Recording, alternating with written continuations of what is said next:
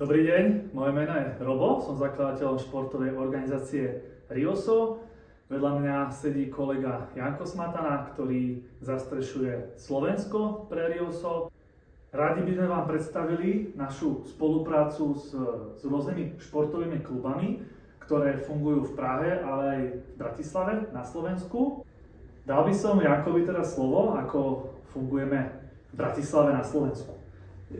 Ďakujem, Robo, za privítanie a dobrý deň, zdravím.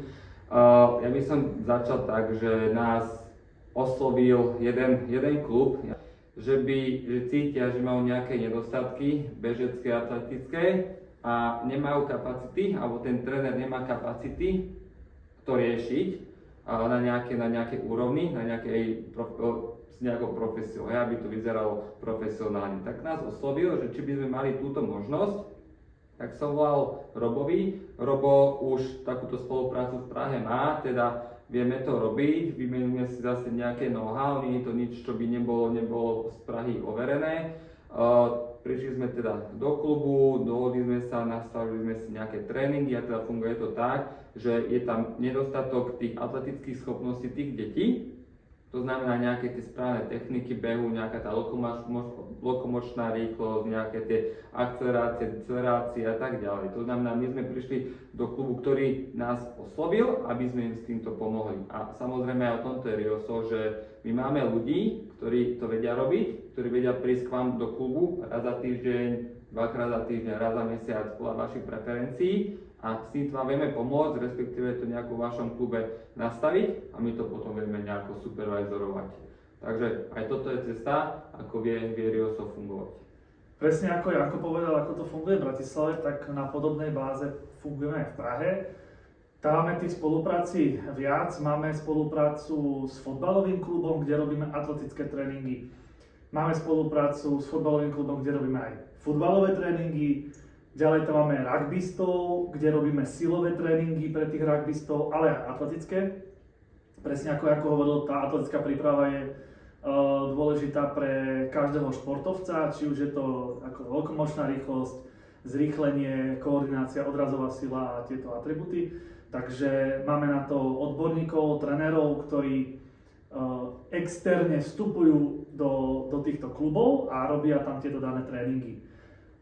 S niektorými klubami máme tak, že chodíme tam na hodinu týždenne, s niektorými chodíme dvakrát ako týždenne, niektorými chodíme dvojhodinovky, takže je to fakt ako individuálne sa dohodnúť.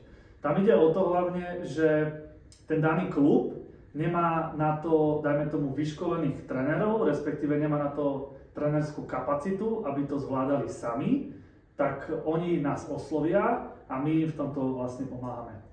Že je to také tie dohode, že na ten klub najprv musí povedať, čím potrebujú pomôcť. Nie je to tak, že OK, ste futbalový klub, tak my tam ideme robiť toto. Že tak to vôbec nefunguje. Vy nám poviete, že potrebujeme toto, my prídeme OK, urobí sa nejaká tá vstupná analýza toho, ako to vyzerá. Ak vidíme tam nejaký ďalší problém, tak to odkomunikujeme, že nie je to o tom, že čo nám poviete, to spravíme, ale snažíme sa aj tam priniesť nejaký ten náš pohľad, našu pridanú hodnotu, lebo podľa mňa tak by to malo aj fungovať, že musíme si byť nápomocní navzájom, pre nás to nie je len prísť a odísť, ale prísť a niečo tam aj zanechať, niečo ten klub, tie deti, dajme tomu aj naučiť, respektíve tým trénerom nejako pomôcť, ako to vedia vsunúť do toho tréningového procesu, či to má robiť pravidelne, či im to stačí raz za týždeň, či to robí po zápase, pred zápasom, lebo tam je tiež dôležité ten čas na tú regeneráciu, keď je to telo po zápase unavené, tak si nebudeme robiť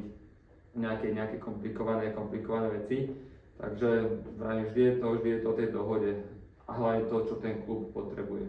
Presne tak, tam individuálne komunikujeme s tým hlavným trénerom alebo s vedením klubu, aké sú požiadavky, my samozrejme k tomu povieme aj nejaký názor.